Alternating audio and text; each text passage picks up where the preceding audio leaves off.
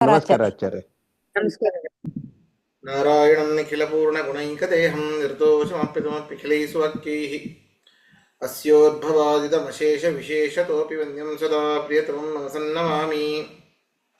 ಕೃಷ್ಣಾಯ ವಾಸುದೇವಾಯ ಹರಯೇ ಪರಮಾತ್ಮನೇ ಪ್ರಣತಃ ಕ್ಲೇಶನಾಶಾಯ ಗೋವಿಂದಾಯ ನಮೋ ನಮಃ. ಅಭ್ರಮಂ ಭಂಗರಹಿತಂ ಅಜಡಂ ವಿಮಲಂ ಸದಾ ಆನಂದತೀರ್ಥಮತುಳಂ ಭಜೇ ತಾಪತ್ರಯಾಪಹಂ. ಪೃಥ್ವೀಮಂಡಲಮಧ್ಯಸ್ಥಾಃ ಪೂರ್ಣಬೋಧಮತಾನುಗಾಃ ವೈಷ್ಣವಾಃ ವಿಷ್ಣುಹೃದಯಾಃ ತನ್ನಮಸ್ಸೇ ಗುರುನ್ ನಮಃ.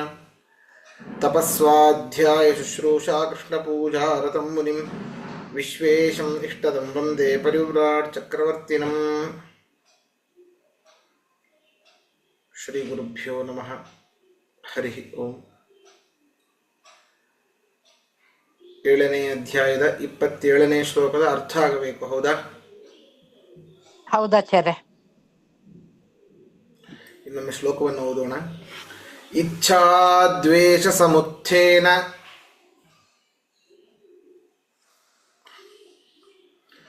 ದ್ವಂದ್ವಮೋಹೇನ ಭಾರತ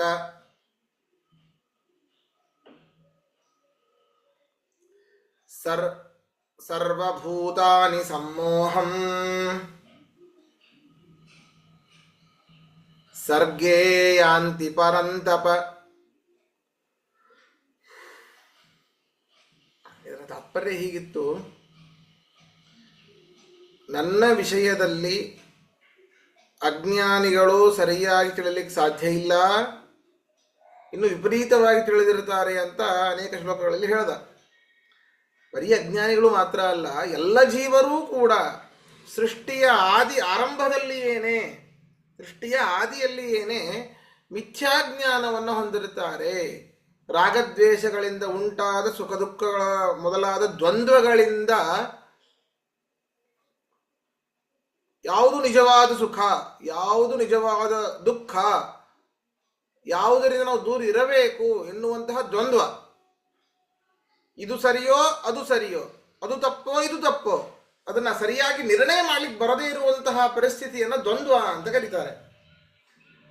ಇಂತಹ ದ್ವಂದ್ವದಿಂದ ಉಂಟಾದಂತಹ ಭ್ರಾಂತಿಯಿಂದಾಗಿ ಎಲ್ಲ ಜೀವರೂ ಕೂಡ ಸೃಷ್ಟಿಯ ಆದಿಯಲ್ಲಿ ಭಗವದ್ ವಿಷಯದಲ್ಲಿ ಮಿಥ್ಯಾಜ್ಞಾನವನ್ನು ಹೊಂದೇ ಇರ್ತಾರೆ ಅರ್ಜುನ ಅಂತ ಕೃಷ್ಣ ಪರಮಾತ್ಮ ಹೇಳಿದ.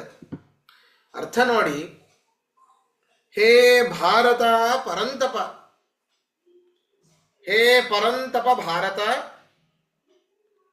ಹೇ ಪರಂತಪ ಭಾರತ ಅಂತ ಬರ್ಕೊಳ್ಳಿ. ಹೇ ಪರಂತಪ ಭಾರತ,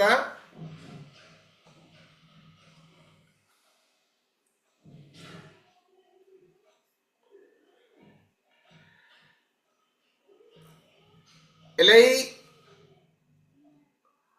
ಭರತ ವಂಶದಲ್ಲಿ ಹುಟ್ಟಿದ ಶತ್ರು ಸಂತಾಪಕನೇ, ಎಲೈ ಭರತ ವಂಶದಲ್ಲಿ ಹುಟ್ಟಿದ ಶತ್ರು ಸಂತಾಪಕನೇ,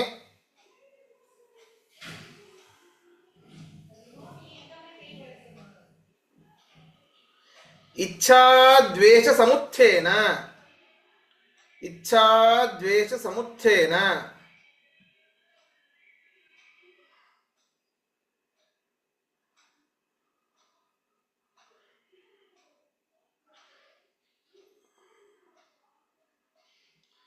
ಇಚ್ಛಾದ್ವೇಷ ಸಮುತ್ಥೇನ ರಾಗ ಮತ್ತು ದ್ವೇಷಗಳಿಂದ ಉಂಟಾದ ರಾಗದ್ವೇಷಗಳಿಂದ ಉಂಟಾಗುವ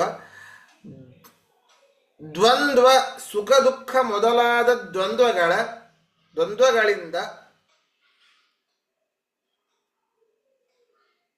ದ್ವಂದ್ವ ಸುಖ ದುಃಖ ಮೊದಲಾದ ದ್ವಂದ್ವಗಳಿಂದ ಹುಟ್ಟಿದ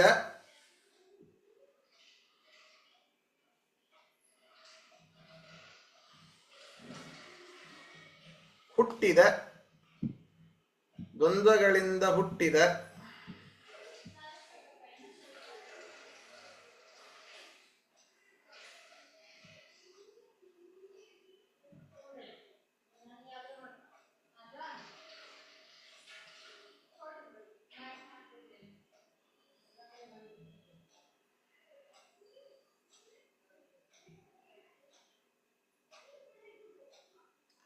ಮೋಹೇನ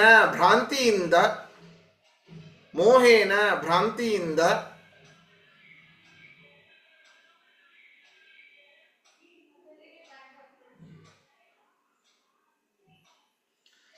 ಸರ್ವಭೂತಾನಿ ಎಲ್ಲಾ ಜೀವರು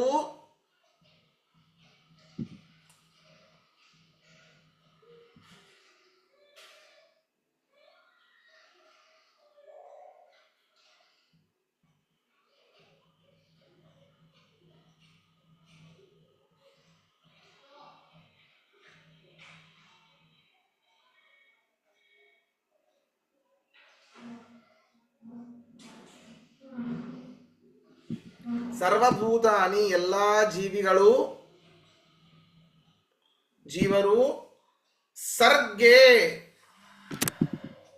ಸರ್ಗೆ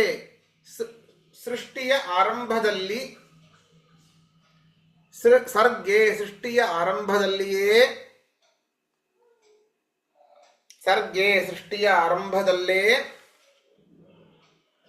ಸಮ್ಮೋಹಂ ಭಗವದ್ವಿಷಯಕ ಮಿಥ್ಯಾಜ್ಞಾನವನ್ನು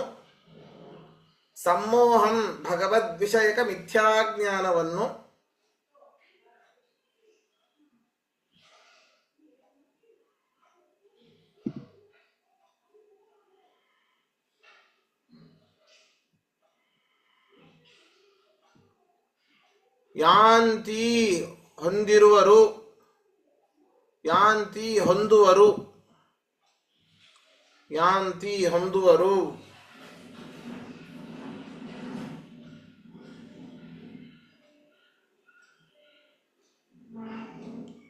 ಏನು ಭಗವದ್ವಿಷಯಕ ಮಿಥ್ಯಾಜ್ಞಾನ ಅಂದ್ರೆ ಏನು ಅಂತಂದ್ರೆ ಪರಮಾತ್ಮ ಸರ್ವಜ್ಞನೋ ಅಸರ್ವಜ್ಞನೋ ಅಲ್ಪಜ್ಞನೋ, ಅವನು ಸ್ವತಂತ್ರನೋ ಅಸ್ವತಂತ್ರನೋ ಪರತಂತ್ರನೋ, ಅವನು ಸರ್ವಶಕ್ತಿಯೋ ಅಲ್ಪಶಕ್ತಿಯೋ, ಇವೇ ಮೊದಲಾದ ದ್ವಂದ್ವಗಳು, ಇದರಿಂದಿರುವಂತಹ ಮಿಥ್ಯಾಜ್ಞಾನ. ಇಂತಹ ಜ್ಞಾನ ಸೃಷ್ಟಿಯ ಆರಂಭದಲ್ಲಿಯೇನೇ ಇದೆ. ಅದರಿಂದಾಗಿ ಅವರು ನನ್ನನ್ನು ಹೊಂದೋದಿಲ್ಲ. ಆದರೆ ಯಾರು ಸಾಧನೆ ಮಾಡಿ ಪುಣ್ಯ ಕರ್ಮಗಳನ್ನು ಮಾಡ್ತಾರೋ ಅವರು ಇಂತಹ ಮಿಥ್ಯಾಜ್ಞಾನವನ್ನು ಕಳೆದುಕೊಂಡು ನನ್ನನ್ನು ಸರಿಯಾಗಿ ತಿಳಿದುಕೊಂಡು ನನ್ನನ್ನು ಹೊಂದುತ್ತಾರೆ ಅಂತ ಕೃಷ್ಣನ ತಾತ್ಪರ್ಯ. ಪ್ರಶ್ನೆ ಇದ್ರೆ ಕೇಳಿ.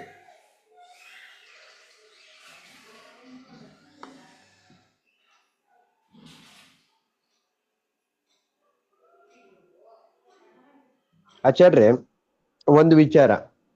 ನಾವು ಕೂಡ ಹಿಂದೆ ನಾವು ಹುಡುಗರಾಗಿದ್ದಾಗ ಅಥವಾ ನಾವು ಈ ನಮ್ಮ ಸಂಪ್ರದಾಯನ ಆಚರಣೆ ಮಾಡೋಕ್ಕೆ ಮುಂಚೆ ನಾವು ಕೂಡ ಬಹಳಷ್ಟು ನಮ್ಮ 40-45 ವರ್ಷದವರೆಗೂ ನಾವು ಅಷ್ಟೊಂದೆಲ್ಲ ಇನ್ಕ್ಲಿನೇಷನ್ ಇರಲಿಲ್ಲ.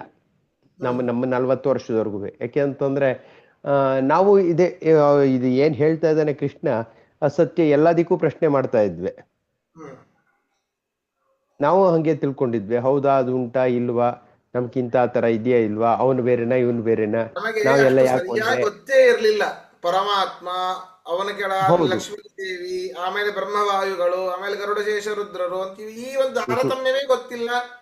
ನಾವೆಲ್ಲ ಅವನ ಅಧೀನರು. ಪ್ರಾಣದೇವರು ನಮ್ಮಲ್ಲಿ ನಿಂತು ಈ ರೀತಿ ಹಂಸನಾಮ ಪರಮಾತ್ಮನ ಉಪಾಸನೆ ಮಾಡ್ತಾನೆ ಇರ್ತಾರೆ. ಇಷ್ಟು ಶಾಸ್ತ್ರೀಯವಾಗಿ ಸರಿಯಾಗಿ ಗೊತ್ತೇ ಇಲ್ಲ. ಏನೂ ಇಲ್ಲ, ಎಲ್ಲ ಸುಳ್ಳು ಅನ್ಕೊಂಡೇ ಇದ್ವಿ ನಾವು. ಕೃಷ್ಣ ಏನ್ ಹೇಳ್ತಾನೋ ಅದು ಸತ್ಯ. ಕೆಲಸ ಮಾಡ್ತೇವೆ, ದುಡ್ಡು ಬರುತ್ತೆ, ದುಡ್ಡಿಂದ ಸುಖ ಬರುತ್ತೆ, ಅಷ್ಟೇ. ಆಮೇಲೆ ಇನ್ನೂ ಒಂದ್ ಹೆಜ್ಜೆ ಮುಂದೆ ಹೇಳ್ತಾ ಇದ್ವಿ. ನಮ್ಗೆ ಏನಪ್ಪಾ ಅಂತಂದ್ರೆ ನಮ್ಮ ಕೆಲಸ ಏನ್ ಮಾಡ್ತೀವೋ ಅದೇ ಪರಮಾತ್ಮ.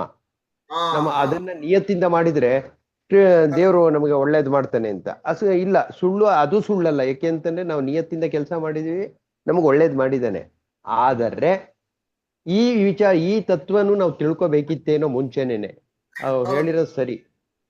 ಇದು 100% ಸತ್ಯ, ಸ್ವಂತ ಅನುಭವ ಕೂಡ ಇದು. ನಾವು ಈಗ ಮಾಡ್ತಿರುವಂತದ್ದು ಬರೀ ಇಹಲೋಕದಲ್ಲಿ ಸುಖದಾಯಕ ಅಷ್ಟೇ. ಹಾ, ಹೌದು ಹೌದು ಆಚಾರ್ಯ, ಹೌದು. ನಮಗೆ ಪರಲೋಕ ಇದೆ ಅನ್ನುವಂತಹ ಚಿಂತನೆಯೂ ಕೂಡ ಇರ್ಲಿಲ್ಲ ಅನ್ಸುತ್ತೆ. ನಮಗ್ ಗೊತ್ತೇ ಇಲ್ಲ, ಅದು ಗೊತ್ತೇ ಇಲ್ಲ. ಅದರಲ್ಲೂ ಸ್ವರ್ಗ ಮೋಕ್ಷಗಳಲ್ಲಿ ಭೇದವೂ ಗೊತ್ತಿರ್ಲಿಲ್ಲ. ಇಲ್ಲೇ ಭೇದ ಗೊತ್ತಿಲ್ಲ ಅಂತಂದ್ಮೇಲೆ ಅಲ್ಲಿದೆಲ್ಲಿ ಬಂತು? ಇಲ್ಲೇ ನಾವು ಎಲ್ಲರೂ ಒಂದೇ ಅಂತಿದ್ವಿ, ಮೇಲಿಂದ ಕೆಳಗಿನವ್ರಿಗೆ ಎಲ್ಲರೂ ಒಂದೇ ಅಂತ. ಈಗ ತಾನೇ ತಾರತಮ್ಯ ಗೊತ್ತಾಗಿರೋದೆಲ್ಲ. ಎಲ್ಲ ಈ ಕಾನ್ವೆಂಟ್ ಸ್ಕೂಲ್ ಪ್ರಭಾವ. ಇಲ್ಲ ಸ್ವಾಮಿ, ಕ್ಷಮಿಸಿ, ನಾನು ಸರ್ಕಾರಿ ಸ್ಕೂಲ್ನವನು. ನಾವು 2 ಸ್ಕೂಲು, ಸತ್ಯ ಧ್ಯಾನ ವಿದ್ಯಾಪೀಠ, ಆಮೇಲೆ ಕಾನ್ವೆಂಟ್, ಎರಡೂನು. ನಾವು ಯಾವ ವಿದ್ಯಾಪೀಠನೂ ಇಲ್ಲ, ಸರ್ಕಾರಿ ಸ್ಕೂಲು. ಕೇಂದ್ರೀಯ ವಿದ್ಯಾಲಯ. ನೋಡಿ, ಅವರೆಲ್ಲ ದೊಡ್ಡವರು ನಮ್ಗಿಂತ. ಅಲ್ಲ, ಅದಕ್ಕಿಂತ ಮುಂಚೆ ಬಿಹಾರ್ನಲ್ಲಿ ಗವರ್ಮೆಂಟ್ ಸ್ಕೂಲ್. ಅದು correct, Bihar government school correct. Main ಬೀಜ ಎಲ್ಲಿ ಯಾವ ಭೂಮಿಯಲ್ಲಿ ಬಿತ್ತು ಅನ್ನೋದು ಮುಖ್ಯ. ಆಮೇಲೆ ಬೇರೆ ಯಾವ್ದಾದ್ರು ಸೇರ್ಕೊಳ್ಳಿ ನೀವು. ಅಲ್ಲ, ಹೌದು ಆಚಾರ್ಯ, ಹೌದು. ಕಾನ್ವೆಂಟ್ ಅದು ಇದ್ರೆ ಕೂಡ ಮನೆಯಲ್ಲಿ ವಾತಾವರಣ ಇದ್ದೇ ಇರುತ್ತೆ. ಮನೆಯಲ್ಲಿ ವಾತಾವರಣ ಇದ್ರೂ ಕೂಡ ಅಷ್ಟು ಇಂಪ್ಯಾಕ್ಟ್ ಆಗಲ್ಲ. ಇನ್ಫ್ಲೂಯೆನ್ಸ್ ಆಗೋದು ಕಷ್ಟ, ತುಂಬಾ ಕಷ್ಟ. ನಾನು ಪ್ರೈಮರಿ ಸ್ಕೂಲ್ ನಲ್ಲಿ ಓದ್ತಾ ಇದ್ದಾಗ್ಲೇನೆ ಅದು ಇದ್ದಿದ್ದೆ, ಪ್ರೈಮರಿ ಸ್ಕೂಲ್ ಇದ್ದಿದ್ದೆ ಉತ್ತರಾದಿ ಮಠದಲ್ಲಿ, ನಮ್ಮ ಹೊಳೆ ನರಸೀಪುರದಲ್ಲಿ. ಅಲ್ಲಿ ಸ್ವಾಮಿಗಳು ಬರೋರು, ನಾವು ನೀರ್ ಬಡಿಸೋವು ಎಲ್ಲ ಹೇಳ್ಕೊಡೋರು. ನೀರು ಅಂತಂದ್ರೆ ಅವರು ಸತ್ಯಪ್ರಮೋದ್ ತೀರ್ಥರು ಬೈಯೋರು. ನೀರು ಅಂತ ಕೇಳ್ತೇನೋ ಮುಂಡಗಂಡ ಅಂತ, ಏನ್ ಹೇಳ್ಬೇಕು ಅಂತ. ಹೌದು, ತೀರ್ಥ ಅನ್ನೋಂಗಿಲ್ಲ, ಸೀತಾಳ ಪಾತಾಳ ಪಚ್ಚ ಪರಿಮಳ ಗಂಗೋದಕ ಅಂತ ಹೇಳ್ಬೇಕು ಅಂತ ಹೇಳ್ಕೊಡೋರು. ಯಾವಾಗ ನಾನು 1ನೇ ಕ್ಲಾಸ್ 2ನೇ ಕ್ಲಾಸ್ ಓದ್ತಾ ಇದ್ದಾಗ ನಾ ಕಲ್ತಿರೋದು ಇದು. ಇವತ್ತು ಕೂಡ ಮರ್ತಿಲ್ಲ. ಆತರ ಇನ್ಫ್ಲೂಯೆನ್ಸ್ ಇದ್ರೂ ಕೂಡ ನಮಗೆ ಈ ತಾರತಮ್ಯ ಗೊತ್ತಿಲ್ಲ, ಈ ವಿಚಾರ ಗೊತ್ತಿಲ್ಲ. ಅದ ತಿಳ್ಕೊಬೇಕು ಅನ್ನತಕ್ಕಂಥ ಇನ್ಕ್ಲಿನೇಷನ್ ಇರ್ಲಿಲ್ಲ. ನಾವಾಯ್ತು, ನಮ್ ಕೆಲ್ಸ ಆಯ್ತು ಅಂತ. ಹಾಗಾಗಿ ಇವಾಗ ಇದರ ಜ್ಞಾನ ಬರ್ತಾ ಇದೆ. ಸ್ವಲ್ಪ ಮಟ್ಟಿಗೆ ಈ ಇಂಥ ಗುರುಗಳಿಂದ ನಮ್ ತಲೆಗೂ ಒಂಚೂರು ಹೋಗ್ತಾ ಇದೆ ಈಗ. ಹೌದು, ನಿಜ.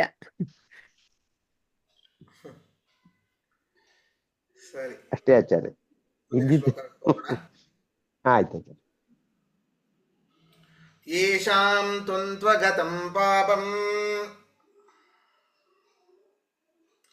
ಜನಾನಾಂ ಪುಣ್ಯಕರ್ಮಣಾಂ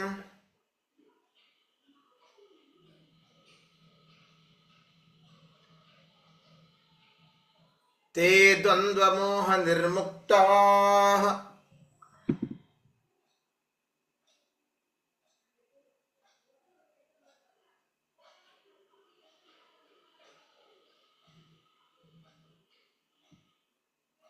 ಭಜಂತೆ ಮಾಂ ದೃಢವ್ರತಾಃ.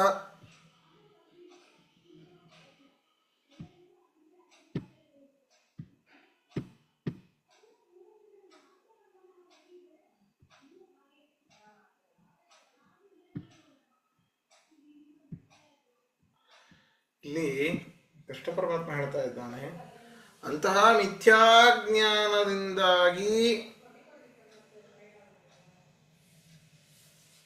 ದೂರ ಅಂತಹ ಮಿಥ್ಯಾಜ್ಞಾನ ಕಳೆದುಕೊಂಡು ನನ್ನನ್ನ ಭಜಿಸೋದು ಹೇಗೆ ಅಂದ್ರೆ, ಪುಣ್ಯಕರ್ಮವನ್ನ ಯಾರು ಆಚರಣೆ ಮಾಡ್ತಾ ಇರ್ತಾರೋ ಅಂತಹ ಜನರ ಪಾಪ ನಷ್ಟವಾಗಿ ಹೋಗುತ್ತೆ.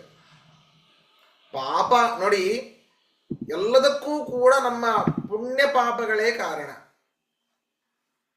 ನಮಗೆ ಇಷ್ಟು ದುಃಖ ಆಗ್ತಾ ಇದೆ ಅಂದ್ರೆ ಅನೇಕ ಪಾಪದ ರಾಶಿ, ಪಾಪದ ಮೂಟೆ ಇದೆ ಅಂತ ಅರ್ಥ. ಸುಖ ಆಗ್ತಾ ಇದೆ ಅಂತಾದ್ರೆ ಎಲ್ಲವೂ ಕ್ಷಣಿಕವೇ. ಸುಖ ಆಗ್ತಾ ಇದೆ ಅಂತಾದ್ರೆ ನಮಗೆ ಪುಣ್ಯದ ಸ್ವಲ್ಪ ಇದೆ ಅಂತ ಅರ್ಥ. ಯಾಕೆ? ಈಗ ನೋಡಿ, ನೋವು ದುಃಖವೂ ಕೂಡ ಸ್ವಲ್ಪ ಆದ್ರೂ ನಾವು ಪಾಪ ಬಹಳ ಇದೆ ಅಂತ ಚಿಂತನೆ ಮಾಡಬೇಕಂತೆ. ಯಾಕೆ? ಅದನ್ನು ಕಳ್ಕೊಳ್ಳಿಕ್ಕೆ ಅನೇಕ ಧರ್ಮಾಚರಣೆಯಲ್ಲಿ ಪ್ರವೃತ್ತನಾಗ್ಲಿಕ್ಕೋಸ್ಕರವಾಗಿ.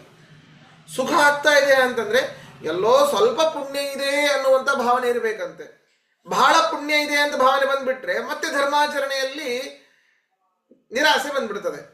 ಅದರಿಂದಾಗಿ ಪುಣ್ಯಕರ್ಮವನ್ನ ಆಚರಿಸುವಂತಹ ಯಾವ ಜನರಿದ್ದಾರೋ ಅವರು ತಮ್ಮ ಪಾಪಗಳನ್ನು ಕಳೆದುಕೊಂಡು, ಪಾಪಗಳಿಂದಾಗಿ ಆ ಸುಖ ದುಃಖಗಳ ದ್ವಂದ್ವಗಳಿಂದ ನಾರಾಯಣ ಆ ನಾನಾ ವಿಧವಾದ ದ್ವಂದ್ವಗಳಿಂದ ಹೊರಬರ್ತಾರೆ. ದ್ವಂದ್ವಗಳಿಂದ ಹೊರಬಂದಾಗ ಈ ಮಿಥ್ಯಾಜ್ಞಾನ, ಪರಮಾತ್ಮ ಸರ್ವೋತ್ತಮನೋ ಅಥವಾ ನಮ್ಮ ಹಾಗೇನೆ ಅಸರ್ವೋತ್ತಮನೋ, ಪರಮಾತ್ಮ ಸ್ವತಂತ್ರನೋ ಅಥವಾ ನಮ್ಮ ಹಾಗೇನೆ ಪರಾಧೀನನೋ, ಈ ರೀತಿ ಮಿಥ್ಯಾಜ್ಞಾನವನ್ನು ಕಳೆದುಕೊಂಡು ದೃಢವಾದ ದೀಕ್ಷೆಯಿಂದ ಹರಿಯೇ ಸರ್ವೋತ್ತಮ, ಹರಿಯೇ ಸ್ವತಂತ್ರ, ಅವನನ್ನ ಮೀರಿಸಿದವರು ಇಲ್ಲ, ಸಮನಾದವರೂ ಇಲ್ಲ ಅಂತ ದೃಢವಾದ ದೀಕ್ಷೆಯಿಂದ ನನ್ನನ್ನ ಭಜಿಸ್ತಾರೆ, ನನ್ನನ್ನ ಉಪಾಸನೆ ಮಾಡ್ತಾರೆ ಅಂತ ಕೃಷ್ಣ ಪರಮಾತ್ಮ ಇದರಲ್ಲಿ ಹೇಳ್ತಾ ಇದ್ದಾನೆ. ಅರ್ಥ ನೋಡಿ.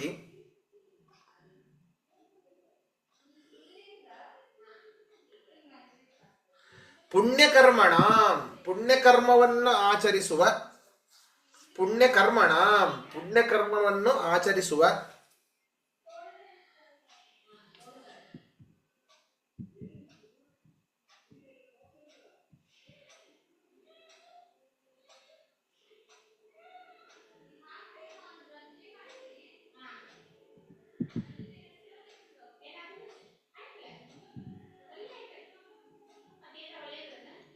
ಯೇಷಾಂ ಯಾವ ಜನರು,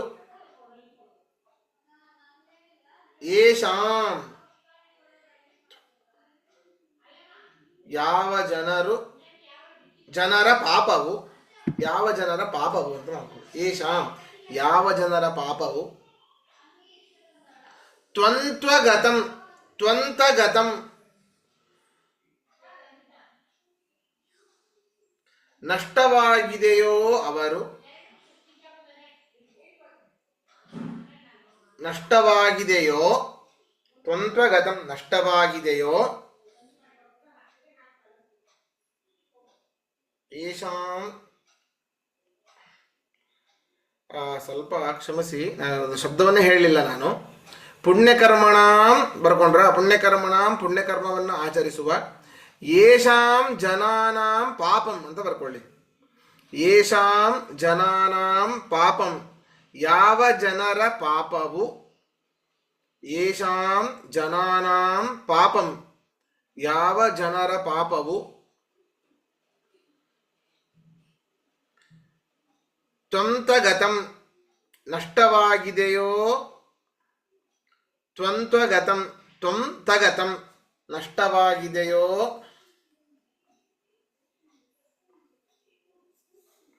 ತೇ ಅವರು, ತೇ ಅವರು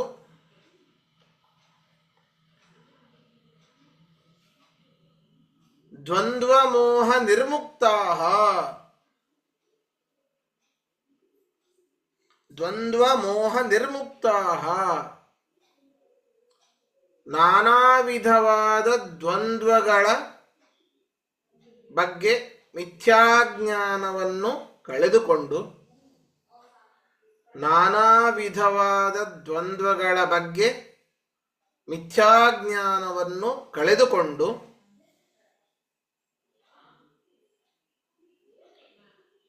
ನಾನಾ ವಿಧವಾದ ದ್ವಂದ್ವಗಳ ಬಗ್ಗೆ ಮಿಥ್ಯಾಜ್ಞಾನವನ್ನು ಕಳೆದುಕೊಂಡು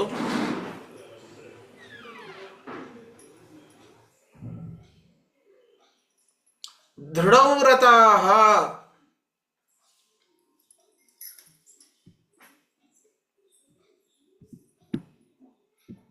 ದೃಢವ್ರತಾಃ ನಾನೇ ಸರ್ವೋತ್ತಮನೆಂಬ ದೃಢವಾದ ದೀಕ್ಷೆಯಿಂದ, ನಾನೇ ಸರ್ವೋತ್ತಮನೆಂಬ ದೃಢವಾದ ದೀಕ್ಷೆಯಿಂದ ಮಾಂ ನನ್ನನ್ನು, ಮಾಂ ನನ್ನನ್ನು,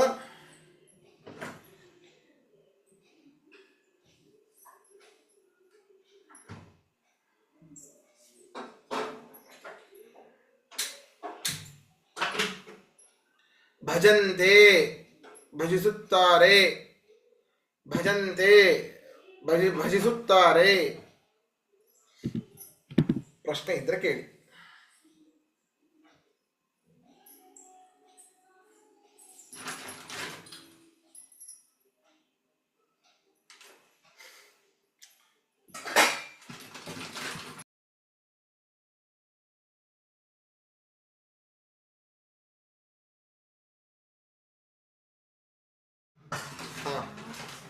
ಮುಂದೆ ಹೋಗೋಣ.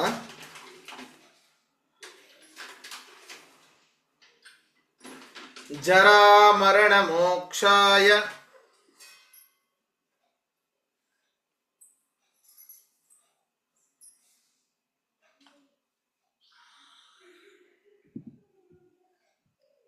ಮಾಮಾಶ್ರಿತ್ಯ ಯತಂತಿ ಯೇ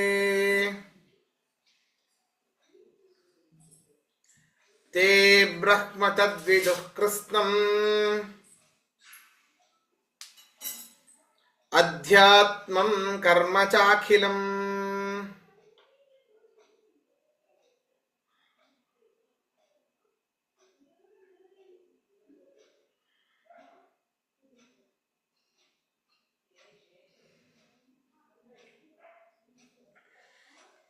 ನನ್ನನ್ನ ಭಜಿಸ್ತಾರೆ ಅಂತ ಕೃಷ್ಣ ಪರಮಾತ್ಮ ಹೇಳ್ದ. ಆಯ್ತಪ್ಪ, ನಿನ್ನನ್ನ ಭಜಿಸೋಣ. ಭಜಿಸೋದ್ರೆ ನಮಗೇನು ಸಿಗುತ್ತಪ್ಪ ಅಂತ ಪ್ರಶ್ನೆ ಬಂದ್ರೆ ಅದಕ್ಕೆ ಕೃಷ್ಣ ಪರಮಾತ್ಮ ಉತ್ತರ ಕೊಡ್ತಾ ಇದ್ದಾನೆ. ಜರಾವರಣ ಮೋಕ್ಷಾಯ. ಯಾರು ಜರ ಅಂದ್ರೆ ಮುಪ್ಪು. ಕೆಲವೊಬ್ಬರಿಗೆ ಬಿಪಿ ಬರದೇ ಇರಬಹುದು, ಶುಗರ್ ಬರದೇ ಇರಬಹುದು. ಕೆಲವೊಬ್ಬರಿಗೆ ಬರೀ ಬಿಪಿ ಮಾತ್ರ ಬರುತ್ತೆ, ಶುಗರ್ ಇರೋದಿಲ್ಲ. ಶುಗರ್ ಮಾತ್ರ ಬರುತ್ತೆ, ಬಿಪಿ ಇರೋದಿಲ್ಲ. ಯಾರೋ ಒಬ್ರಿಗೆ ಕ್ಯಾನ್ಸರ್ ಬಂದಿರ್ತೀವಿ, ನಮಗೆಲ್ಲ ದೇವರ ಅನುಗ್ರಹ ಇರೋದಿಲ್ಲ. ಆದರೆ ಕೆಲವೊಂದು ರೋಗಗಳು ನಮಗೆ ಬರದೇ ಇರಬಹುದು. ಆದರೆ ಮುಪ್ಪು ಮಾತ್ರ ದೊಡ್ಡ ರೋಗ. ಯಾರಿಂದಲೂ ಕೂಡ ತಪ್ಪಿಸ್ಲಿಕ್ಕೆ ಸಾಧ್ಯ ಇಲ್ಲ. ಎಲ್ಲರಿಗೂ ಕೂಡ, ಮರಗಳಿಗೂ ಕೂಡ. ಮರಗಳು ಎಷ್ಟೋ ವರ್ಷ ಆದ ಮೇಲೆ ಮುಪ್ಪಾಗಿ ಬೇರು ಸಮೇತ ಉರುಳು ಬೀಳುತ್ತೆ. ಹಸುಗಳು 20 ವರ್ಷ ಆಯ್ತಾ, 18 ವರ್ಷ ಆಯ್ತಾ, ಮುಗಿದು ಹೋಯ್ತು, ಮುಪ್ಪಾಯ್ತು ಅದಕ್ಕೆ. ಆದ್ದರಿಂದ ಈ ಮುಪ್ಪೆಂಬಂತೂ ದೊಡ್ಡ ರೋಗ, ಯಾರಿಂದನೂ ತಪ್ಪಿಸ್ಲಿಕ್ಕೆ ಸಾಧ್ಯ ಇಲ್ಲ. ಮುಪ್ಪು ಆಯ್ತು, ಸಾವು ಆಯ್ತು. ಸಾವು ಅಷ್ಟೆ. ಈ ಯಾರು ಈ ಮುಪ್ಪು ಮತ್ತು ಸಾವುಗಳಿಂದ ಬಿಡುಗಡೆ ಹೊಂದಿ ನನ್ನನ್ನ ಆಶ್ರಯಿಸಿ ಪ್ರಯತ್ನಿಸುವರೋ, ಅರ್ಥಾತ್ ಬಿಡುಗಡೆ ಹೊಂದಿ ಅಂತಂದ್ರೆ ಅರ್ಥ ಏನು ಅಂತಂದ್ರೆ, ಈ ಜನ್ಮದಲ್ಲಿ ಪರಮಾತ್ಮನ ಭಜಿಸ್ತಾ ಇದ್ದೇವೆ ಅಂತಂದ್ರೆ ನಮಗೆ ಮುಪ್ಪು ಬರೋದು ಖಚಿತ, ಸಾವು ಬರೋದು ಖಚಿತ. ಬಿಡುಗಡೆ ಹೊಂದಿ ಅಂತಂದ್ರೆ, ಬಿಡುಗಡೆ ಆಗಿ ಅಂತಂದ್ರೆ ಈ ಒಂದು ಜನ್ಮದ್ದೇ ಕೊನೆಗಾಣಿಸೋಣ ಅನ್ನುವಂತಹ ದೃಢವಾದ ನಿಶ್ಚಯ ಅಂತರ್ಥ. ಜರಾ ಮರಣ ಮೋಕ್ಷಾಯ. ಈ ಮುಪ್ಪಿನಿಂದ, ಸಾವುಗಳಿಂದ ಬಿಡುಗಡೆಗೋಸ್ಕರವಾಗಿ ಇನ್ನೊಮ್ಮೆ ನಮಗೆ ಮುಪ್ಪು ಬರಬಾರದು, ಇನ್ನೊಮ್ಮೆ ನಮಗೆ ಸಾವು ಬರಬಾರದು. ಅಂದರೆ ನಾವು ಇನ್ನೊಮ್ಮೆ ಹುಟ್ಟಬಾರದು. ಈ ಒಂದು ಮುಪ್ಪು ಮತ್ತು ಸಾವುಗಳಿಂದ ಬಿಡುಗಡೆಗೋಸ್ಕರವಾಗಿ ನನ್ನನ್ನ ಯಾರು ಆಶ್ರಯಿಸಿ ನನ್ನನ್ನ ತಿಳಿಯಲಿಕ್ಕೆ ಯಾರು ಪ್ರಯತ್ನ ಪಡ್ತಾರೋ ಅಂಥವರು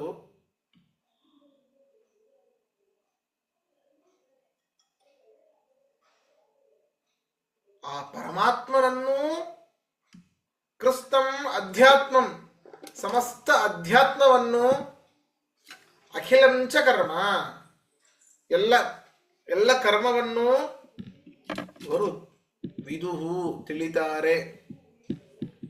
ಪರಮಾತ್ಮನನ್ನು ಹೇಳಿದ್ದೇನೆ. ಪರಮಾತ್ಮನ ತಿಳಿಯೋದಂದ್ರೆ ಏನು? ಅವರ ಒಂದು ಯೋಗ್ಯತೆಗೆ ಅನುಸಾರವಾಗಿ ತಿಳಿತಾರೆ. ಅಧ್ಯಾತ್ಮವನ್ನೂ ತಿಳಿತಾರೆ. ಸಮಸ್ತ ಅಧ್ಯಾತ್ಮ ಅಂದ್ರೆ ಹೇಗೆ ಅಧ್ಯಾತ್ಮದ ತಾರತಮ್ಯ ಅಂತ ಅರ್ಥ. ತಾರತಮ್ಯ ಪ್ರಕಾರವಾಗಿಯೂ ಕೂಡ ಸಕಲರನ್ನೂ ತಿಳಿತಾರೆ.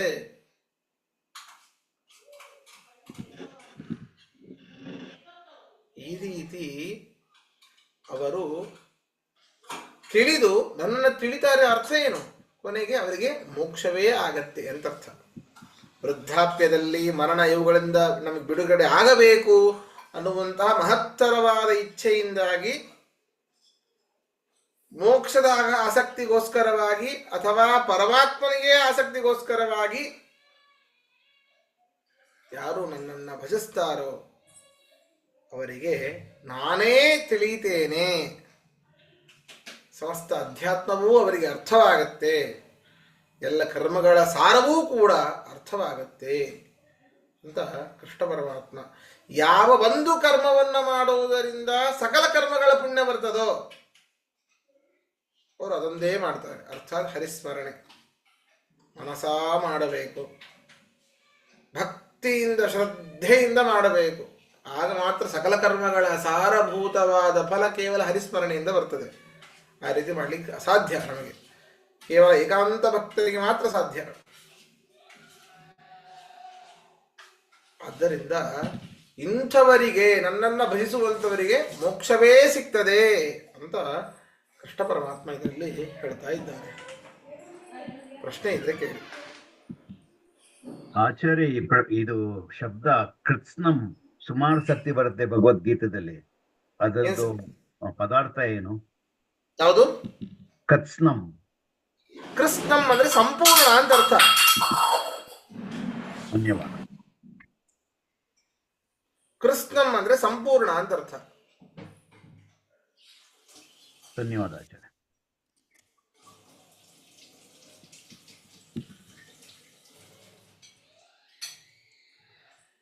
ಸರಿ, ಹಾಗಾದ್ರೆ ಇವತ್ತಿನ ಪಾಠ ಮುಗಿಸೋಣ.